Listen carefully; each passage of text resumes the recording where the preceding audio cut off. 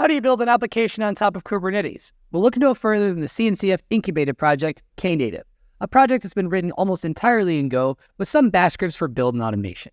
In this episode of The Landscape, we'll be taking a closer look at Knative, which aims to solve the problem of building applications on top of Kubernetes. It consists of three components: Knative Serving, Knative Eventing, and Knative Functions. The four main repos have a total of 11,672 stars on GitHub and 3,062 forks. Over 3,266 contributors have got involved since it was started by Google in 2018.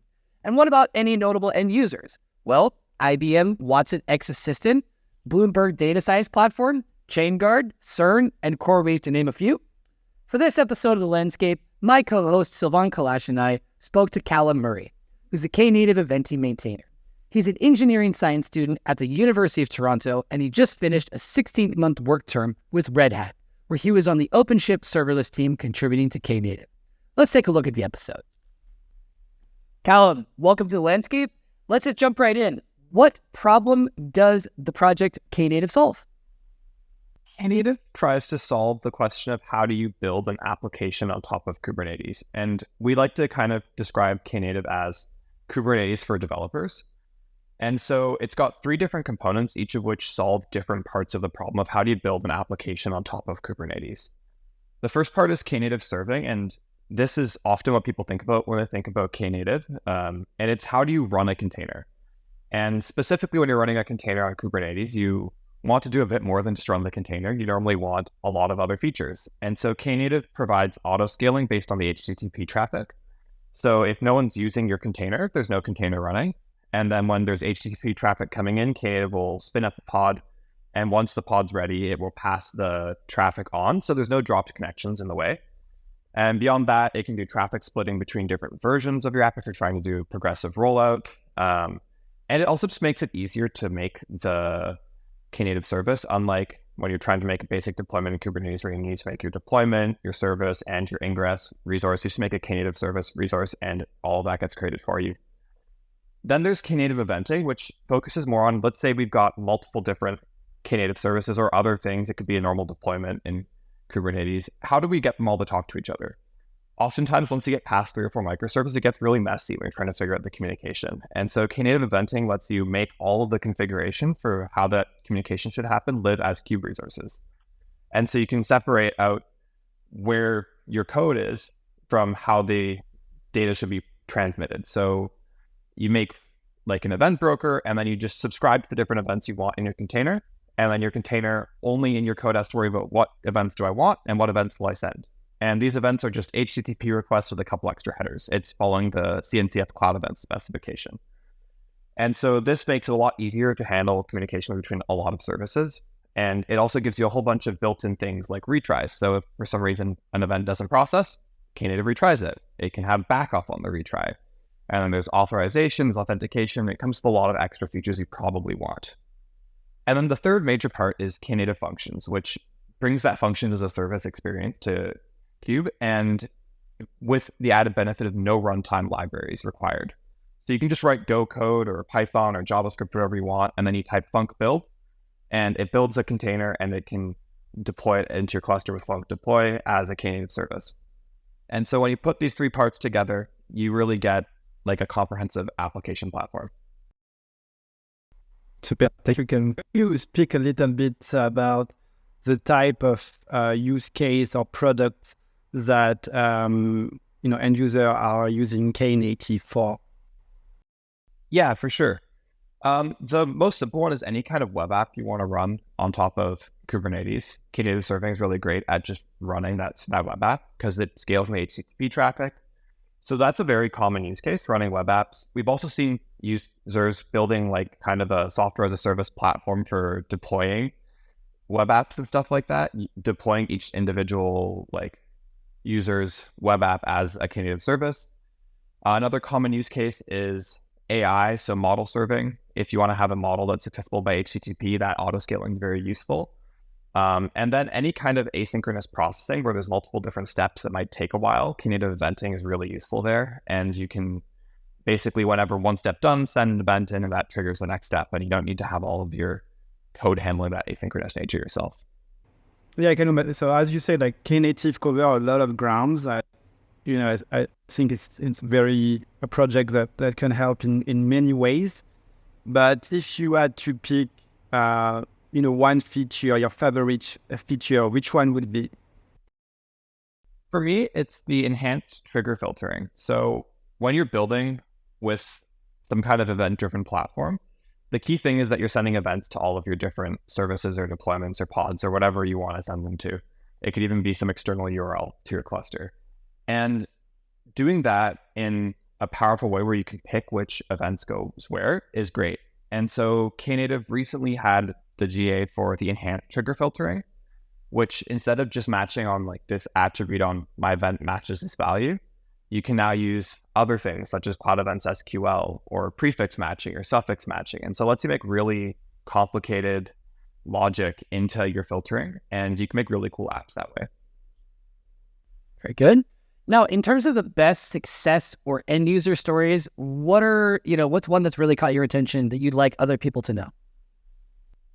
Yeah, so recently there was a case study published on the CNCF website about how IBM Watson X Assistant used Knative Eventing.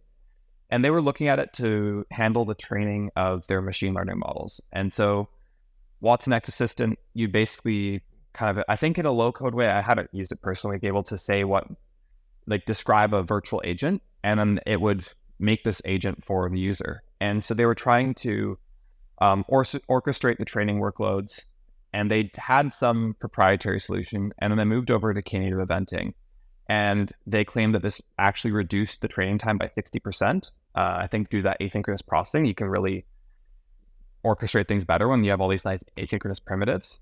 And they also got to remove 40,000 lines of code and an entire microservice. And so in my mind, that's a huge success story, and especially with people looking into the AI space right now, seeing it used for that kind of problem is really interesting.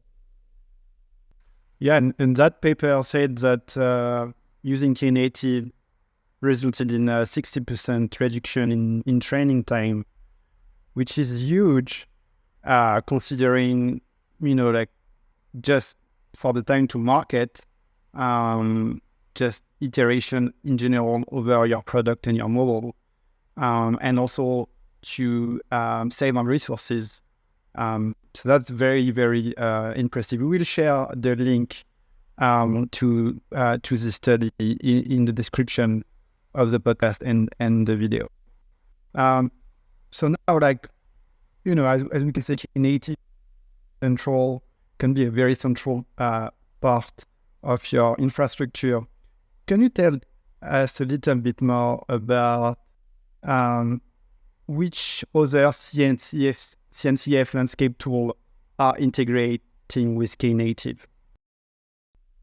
For sure. So the first one is Kubernetes. Knative is Kubernetes native. That's the idea. And I think most CNCF landscape tools work in Kubernetes in some form, but Knative provides all these different building blocks for serverless, event-driven architectures and all that on top of Kubernetes. So the obvious one, the big one, is Kubernetes. On top of that, in the eventing side, all the events follow the CNCF Cloud Events specification and also use the Cloud Events SDKs. So we have a pretty strong integration with that community, and we also go and contribute very frequently. For example, with event filtering, we worked with them for the Cloud Events SQL specification, as well as implementations of that. And so we have a really tight integration with that community. Knative Eventing has a lot of different implementations, which use different technologies to deliver the events. And so recently in the Kafka implementation, which is the one that Red Hat supports, they recently integrated Kata to do auto-scaling based on the lag in the Kafka topic, because that's not HTTP, so you can't use Knative Serving there. And so it's interesting that Knative, it's got the Kata scaling and the Knative scaling. And then finally, almost every Knative component exposes metrics, so you can do your observability with Prometheus or something like that. On the Kata side, massive shout out to one of the maintainers, Jorge Torrado, who we will definitely have in this program at some point. Big fan of everything they're doing there.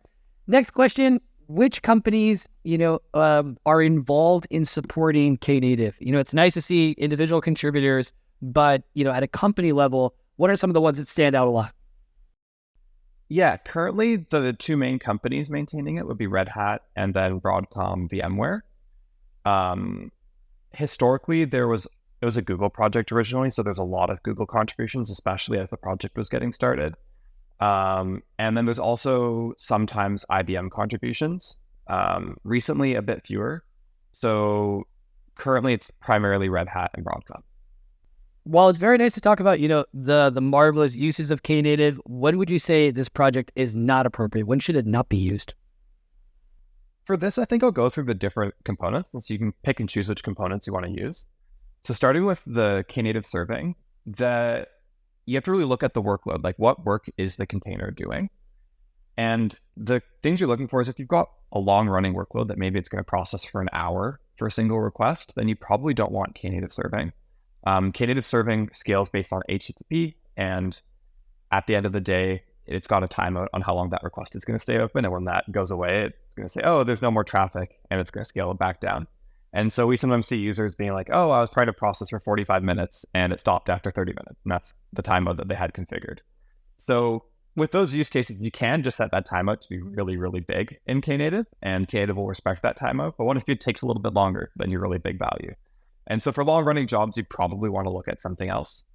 Another thing is stateful workloads. When there's a lot of state that needs to be maintained within that container, scaling it to 0 doesn't make a lot of sense anymore. You need to do something else. And so Knative Serving isn't great for those stateful workloads. And then also just anything you need to scale that the scaling metric isn't the HTTP traffic. So going back to that earlier example about integrating Kata, because we wanted to scale on a Kafka topic, that's an example where Knative Serving wouldn't really make sense. For Knative Eventing, if you need a synchronous response, it's not great. What it does is asynchronous event processing. So you send an event and we say 200, we got it. There's no response right away. It just goes and processes, and will go to anyone that cares about that event. And then they might send more events back, and it keeps going through the system asynchronously. And so in that case, it probably doesn't make sense. Although there's an upcoming roadmap item which gives you the ability to say, hey, for this event, I actually want a synchronous response back. So maybe in 6 months that will change. Another case is if you have really, really strict latency requirements, you might not want something like Knative Eventing, because there's going to be an extra network hop in the middle of your request going into Knative Eventing and then to the pod eventually. And so if you're looking at latency requirements for that short network hop of like 1 or 2 milliseconds in the data center is a problem, then you probably don't want eventing or even anything else between your pods. And so in really high performance scenarios, I wouldn't personally reach for Knative Eventing. And then for the Knative Functions, if you already have your own pipeline to build containers and you're happy with it, you don't need to adopt functions as a service. So in that case, I would just stick with what you already have. Super. Thanks. So you spoke a little bit about it earlier, but we'd like to zoom in into the AI topic. It's obviously a super hot area of the tech industry, and everybody's trying to assemble all the tools to have the best pipeline. Can you tell us a little bit about how Knative can be used, in an AI pipeline? Yeah, so I think depending on what you're trying to do in your AI pipeline, you'll reach for different parts of Knative. So for the pipeline specifically, a characteristic of that type of workload is you're going to have different components which take variable amounts of time. You might do some transformations to your data, and then you might want to do a training job, and then maybe you want to do some kind of post-training job on your data or with your model, or you want to do some model validation. And all these steps are really pretty slow. And so using Knative Eventing for that asynchronous processing makes a lot of sense. And that's where the IBM team saw that 60% reduction in training time. Just that real-time asynchronous processing is really powerful. Another place where Knative is used a lot is actually after you've trained your model. When you've got a model and you want to run it, you can use Knative to run the model and scale it based off HTTP. And you don't want to run these models if no one's using it, because they're really expensive to run. And so having Knative Serving scale it down to 0, or even just down to 1, can be really helpful. At KubeCon Chicago, one company was talking about how they used Knative. They didn't let it scale down to 0. It only scaled down to 1. But they used it because sometimes their requests would take a long time on the model, and Knative would just queue up the traffic for them, and so they wouldn't drop requests. And so in that way, Knative was helping them keep their service up, even though it was not allowed to scale to 0. And then also if you're using Kserve, which is, I believe, another CNCF project, Knative Serving is used internally if you're doing serverless model inference. One other area we've been looking at for AI is people are looking at how you build agents with language models. And that's really the idea of having a language model that's able to call out to external tools. And in the Knative community, we've been looking at using Knative Eventing to back all these tools, because you've got a mesh of everything, and it's like a very nice abstraction that you can give to the language model of just send an event, and you don't need to worry about where it's going to. It might go to multiple things, might go to one. And that's where that synchronous response feature is coming in. So with the synchronous response, like proof of concept we can send in an event, and then you get a response back to a language model based off whatever tool was there, and it's able to move on. And so it makes it really easy to build these LLM agents for Kubernetes. Super. Can you, I still, some of our audience may not know what the scale to 0 and scale to 1 terms mean. Can you explain those terms like very briefly? Yeah, for sure. So scale to 0 means that there's no container running, so the pod goes away. And in Knative, that means there's no traffic, so we don't need to run any pods. Scale to 1 means that you're just setting the minimum number of pods down to 1 instead of 0, so Knative won't actually turn the pod off, we'll just scale it down to 1. So if you think about your normal like horizontal pod autoscaler in Kubernetes, normally you'll scale down to 1 and then up to something, and then Knative will let you scale all the way down to 0. In terms of the project, since you've been working on it for a while, are there any shout outs that you'd like to give in terms of people that have been instrumental in your growth, whether they're other maintainers, contributors? Yeah, a couple come to mind. Most of my contributions on the technical side have been within the eventing part of Knative, and there I'd especially like to shout out Pierangelo and Christoph, who both spent a lot of time mentoring me and helping me get started right when I joined the project and throughout my time contributing. And then I've also been involved in various community initiatives like reviving the UX working group within the community, and that's all been really helped by Ali, who is on the steering committee. And he's really helped me learn how to do like community initiatives, who to talk to, and like where to go for various items. Well-known community leader, no surprise getting a shout on this podcast. So yeah, much respect to you, Ali, as well as the other folks that you mentioned. In terms of the next steps for Knative, what's on the project roadmap that you're excited about? I think I've alluded to it a little bit, but I'm most excited about this resource for calling request reply, which will let you get synchronous responses out of a Knative eventing system.